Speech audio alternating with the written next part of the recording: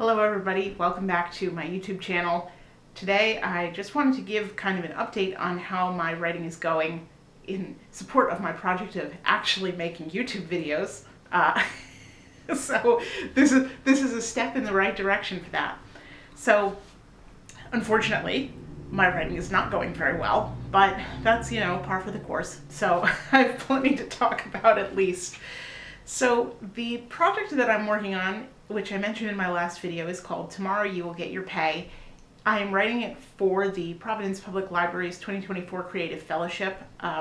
So basically that means I am using their special collections to research and then base a project off of the collections that they have.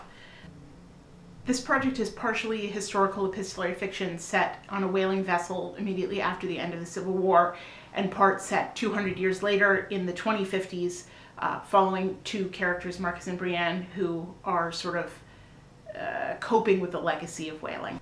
The historical section of this book is already completely written. It's 9 chapters long.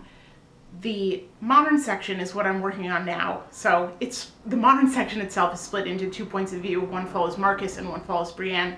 Marcus is a historical interpreter on a whaling ship at a museum, and Brienne is she's the first mate on a whale watching boat.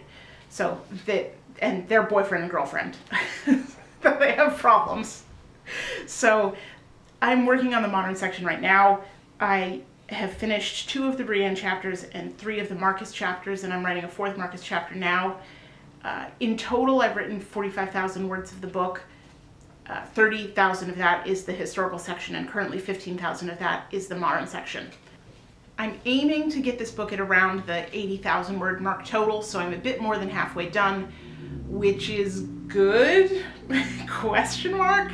I am aiming to have it finished by the end of this month, so I'm now a little bit behind pace, not an insurmountable amount, but I was hoping to be at around the 50K mark right now. I'm a little bit behind that, that's fine. I still am confident that I will get this project, at least a first draft, done by the end of the month so that I can have next month to try to edit it out. That's sort of the by the numbers update. Now we get to get into the issues that I'm having. So the first issue, and probably the most easily solved one, is that I think I have a major pacing problem. So the historical chapters and the modern chapters, they mesh together, they interlink. And there's an incident that happens in chapter 3 of the historical section that is sort of mirrored and is the inciting incident of the modern section. You can see why this is a problem, because it takes us, if each character is getting their own point of view chapter in a chunk, then that is 9, it's not 9, but it's a good decent number of chapters before we get to that inciting incident for all of the points of view, which is a huge problem. That at the point where that happens in the modern section is 23,000 words into the book. Unacceptable. Absolutely. I need to take a hammer to this book and figure out how to shuffle things around to get that into the right place. On the plus side, I can identify that problem very easily, and I know how to solve that problem. It is cutting, it is rearranging. That is a very simple problem to solve once I actually get to the editing stage. Unfortunately, we are not at the editing stage. This book is, for the first time in my life, I am feeling you can't edit a blank page emotion, which is very weird for me because I am a person, I write web serials. You do not get a chance to edit web serials very much. I write a chapter, I go over on a chapter by chapter basis. I usually write a chapter, I go over it, I read it out loud to myself a couple times, I fix anything that I can fix, and then I send it to my beta reader, M. M looks it over, it says, okay, this part is weak, this part is lacking, whatever. I add more, whatever they say, and then then it gets posted as soon as I am done. It is basically published. So that's the way I've been working for years. I've been writing web serials since 2018. So it's weird to never have developed the critical skill of being able to edit a book like as a book. I've certainly done second drafts of things in a way. So my first project, In the Shadow of Heaven, that's one of my big web serials. I wrote a huge amount of that in 2018 and 2019, and then I put that project on hiatus because I realized that it was just lacking in several major aspects. So I have done a second draft of that project in that I rewrote the entire first book from the ground up. And that's the only way I've ever really learned how to edit, is just start over from the very beginning and like not even read what I wrote before, but just sort of remember what the key aspects were and then try to hone those down. I think that really worked for that project because like it was a disaster area. It was the first thing I'd ever really written. So it needed an edit. So getting back on topic, that's the pacing problem is one problem with whale novel. It's a problem that I know how to solve though. Like I have faced pacing issues in my work before. I am now decently good at spotting them, if not cutting them off, heading them off at the pass. I can at least sort of identify when it's happening, and I know physically how to fix that. Unfortunately, most of whale novels' other problems are much, much deeper than that. I've got my little notes I'm consulting here. So the issue that I'm feeling most deeply right now is that I have picked the wrong project, which is a terrible thing to feel when you have a deadline at the end of the month and you've got to turn in a manuscript. Like, that's bad. That is bad. If I did not have a deadline, I would have dropped this project ages ago, and I would have started over from scratch with a totally different concept. Unfortunately, that's not in the cards. So I guess I should like talk about why I picked this project in the first place. The issue is not with the historical section, which is kind of weird because when I was picking the project, I was like, oh my God, I'm submitting a proposal to write this novel about the whaling industry, which is something I have no real knowledge of. Like I know that it existed. I know boats were involved.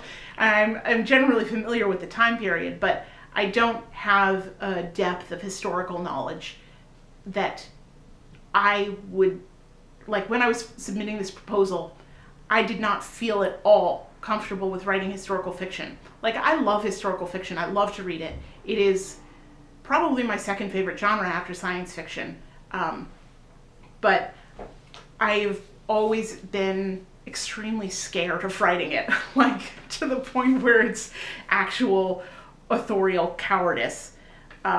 So I tailored this proposal to avoid my weaknesses. Like the thing I'm scared about with historical fiction is the knowledge that you can get something wrong. Like you can get a fact wrong. You can say things that are straight up not true. You can mislead your audience. You can just go very wrong. It's terrifying to me because I like being right. And I have this joke, like my degree and my career is in engineering. So I have this joke like, oh, at my engineering degree, you mean my license to write science fiction? That's why I'm a science fiction writer, because you can sort of make things up, and if you can justify it to yourself, then you can put it on the page. Is this the best philosophy for writing? No, it is not. But it's one that has allowed me to move forward and feel confident and gain confidence as I go as a writer. So I tailored this proposal for whale novel to not rely on the historical aspects as much, because I wanted to talk about modern problems and make this a novel that is relevant to today's life. So when I was putting together my proposal for this project, in the modern section, I wanted to include aspects of things that I'm personally like kind of obsessed with, because I thought that that would make this project easier to write.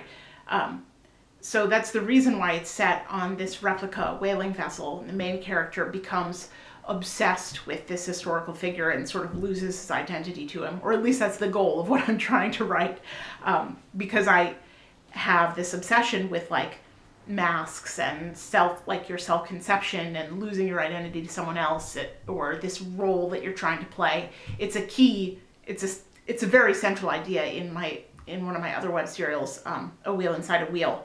So I was like, all right, it should be fun to use this theme in a sort of extremely concrete way. And I also wanted to set it around the tourism industry because, I don't know, for some reason I'm like extremely obsessed with it. I've never worked in the tourism industry. I haven't even really like gone on vacation to extremely touristy places really, but my previous novel, Arcadis Park, which is a teen YA mystery novel, it is set in a water park. It's in many weird ways, it is the spiritual prequel to whale novel, because it is also about whales somehow, even though it's set inland on a lake. So Arcadis Park is set in an amusement park because I'm just fascinated by the kind of relationship that people have to an almost ephemeral place. Like the people who are coming there to enjoy it, they are passing through. It's not really registering them, but the people who work there have a very different relationship to that place. Like it is much more real and physical. So that was something that I was obsessed with when I wrote Arcadis Park, and I'm still obsessed with now. So I wanted to set it on like the whale watching vessel and the tourist attraction of the museum piece. I don't know. I don't know why I'm interested in that so much. I couldn't possibly explain it to you. And then, like I said, I wanted the novel to have modern relevancy, so talk about the problems of today, climate change and petrochemicals and stuff like that, and also be set in New Bedford so that we have the local link, because this is, in many ways, like it's a project for a local library. So I wanted it to be relevant to the audience of today and here and now. But, and there's always a but, isn't there? But in doing this, I think I have been extremely cowardly. This is something that I know about myself. Like, I knew that, like, I had such noble intentions when I was starting out this project, like, and submitting this proposal. Like, the noble intention was, I'm going to have a very short time to do this. I'm going to have to go from zero knowledge or near zero knowledge to being able to talk about this subject in a way, like, with enough authority and knowledge to at least write a convincing novel, if not be an expert. Like, you can't get to an expert level of knowledge in like 4 months. That just doesn't happen. But I wanted, like, I had noble intentions in my heart when I was making this project proposal. But it was also taking the easy way out, for sure, 100%. And that's kind of an issue, because I know also about myself that the more difficult a project is, the more conceptually challenging it is, the more interesting it is to write, the better it will be. Like, period, no questions.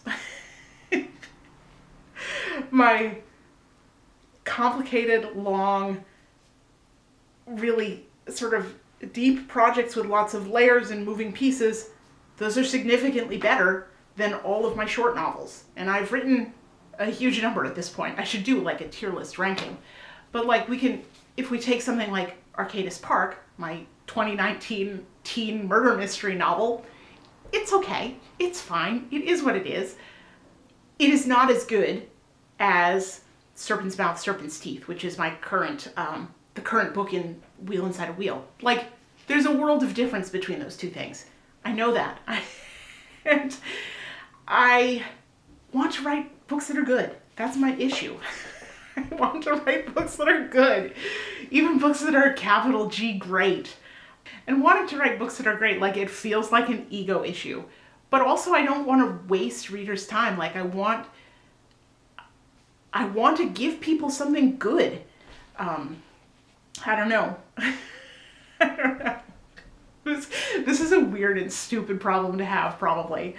But I keep trying to constrain myself to small projects because obviously starting something gigantic, that's maybe a year long or decades long. Well, okay, not decades, but I mean, I've been writing Wheel Inside a Wheel, been working on that project basically every day since February of 2020, so it's 4 years old right now. And I keep trying to constrain myself to small projects because I'm like, okay, I want to write something that gets in and gets out. It delivers its message.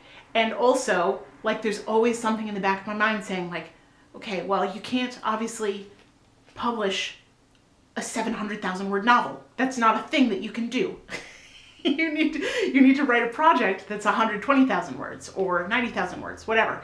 You need to get something that accomplishes all of your goals in that space. And so I keep trying to shrink my projects down to fit there, or choose things that will fit inside of that frame. And like, I haven't done a ton of these side novels that aren't part of my main web serial projects. I really need to do more. Probably part of the problem is that this is a muscle that I'm just not exercising enough. At this point in whale novel, I feel like I should have picked a different project. Like, at the very least, if I had months ago had a different spark of an idea, like, obviously, if you want to talk about the link between whaling for oil and modern industry, you need to be setting the modern part of this book on an oil rig, like in the middle of the ocean, period. You need to be doing that. So I've picked the wrong subject, but it is too late for me to go back and change it. Like, this project is due in 20 days. I mean, it's not like due, but I want to have it done by the end of the month. So that's the issue. So I give myself license to revisit this concept in the future, because, like, I do think that there is something interesting to be said here about putting the historical industry up against modern industry. And, like, that's sort of the interesting thing about historical fiction for me, is seeing how people don't change. People are people. Even though the circumstances might be wildly different, we're still motivated by the same things, like love and money. Those are the two of the big ones. So it would be interesting to try to redo this project in the future, because now that I have done a ton of research on it and really dug into the time period and read a bunch of the primary source documents that we have, the journals and logbooks, it's fascinating. It is, like, you could there are historical time periods that, like, are brainworms for me. It has definitely become one of them. So I do think that in the future, once I'm done with this draft of the project, like, probably not immediately, probably not in 2024, maybe not even in 2025, but I would like to make a version of this book that is legitimately good. I think we can get this version of the book as it exists, or as it will exist at the end of the month. I think I can get that to a readable, entertaining novel. I think I can do that. Like, I can fix the pacing issues, and now that I've gotten sort of past the introductory section, I think I can sort of dig into what I was originally trying to explore and make that work. So I think that it can turn out to be a project that I will be happy to present to the library, and they can do as they wilt with it. I think Jordan, he's the guy I've been coordinating with. He's one of the special collections librarians there. He's really great. He says that possibly they might want to put this project up on, like, a new website for the Nichols and Whaling collection, which sure, I write web serials, they can have it. I don't think that this book is, in its current state, something that could be published, because, I don't know, it just, it is okay, but it is not great. It's in the vein of like Arcadis Park, which again is okay, but not great. And I'm trying not to be like too down on this project, because the worst thing you can do as an artist is insult your own work, because that means that anybody who reads it and enjoys it, you are then insulting their taste. You should be your work's own cheerleader, or at least this is the advice that I've heard. And I know that I can be like super duper critical about my own projects, but it's because I can see that gap between the real and the ideal, or what I know that I am capable of and what I'm actually accomplishing. Seeing that gap is really painful, especially when you sort of know exactly what the issues are, but you can't fix them. But I mean, knowing what the issues are is the first step to fixing them. But I just don't, at this moment, have like the time. It's a time issue. So even though this project is super frustrating to me, I'm more frustrated with myself while writing it than I have been with myself in a long, long time. Maybe not that long, since like last Christmas when I was writing Pictures of Decency, which is a whole other can of worms that I won't get into right now. This project is extremely good for me. Like, sometimes you have a project that kicks your ass in an extremely good way, and I've had a bunch of those recently. But this one, whale novel, like, number one, having sort of professional recognition of my work for the first time, that is an ego boost that probably, like, it's a little dangerous. It's a little dangerous, you know? But also, that totally aside, like, it's hard to put that aside, but that totally aside, this project is showing me that I am 100% capable of writing historical fiction, which is a genre that I really love and would love to write, but I've been afraid of. And getting over that fear, and also knowing that, like, the things I am afraid of are the things that I should chase. If that makes any sense. That's where the interest is. And I am afraid of things because I care about them deeply and want to do them well. So getting that understanding and sort of really feeling it, that is very valuable for me. And it's caused me to sort of reassess some of my future projects. But yeah, it's making me reassess sort of what I want to write and what I am capable of writing. And I think that's really intensely positive. It's really teaching me lessons about trying not to give in to this authorial cowardice that I'm very prone to. Like, I've known that I'm extremely prone to this for ages, so I've made this totem that says, "Don't pull your punches and stick the landing." Very important things to say to myself, because those are things that I'm always in danger of not doing. I am always trying to pull my punches, which I shouldn't do. Like, you need to make the punchiest novel you can. Otherwise, you are shortchanging your readers out of their time. So that's that on whale novel. Oh, I also did want to say, my friend Hannah sent me this whale pencil case, because now that I'm writing another novel about whales, I get more license to collect whale objects. This is bad for my wallet and bad for my filling my house with with nonsense. But I love this one. It's very cute. Look at him. And the zipper is a little tail. So thank you, Hannah. I really appreciate that one.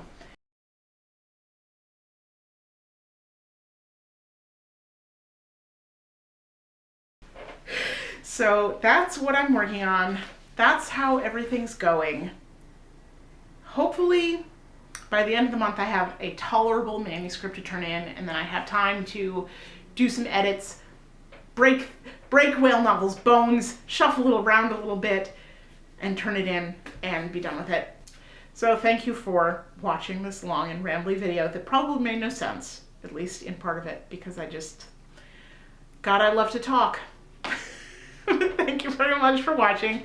I will see you in the next one.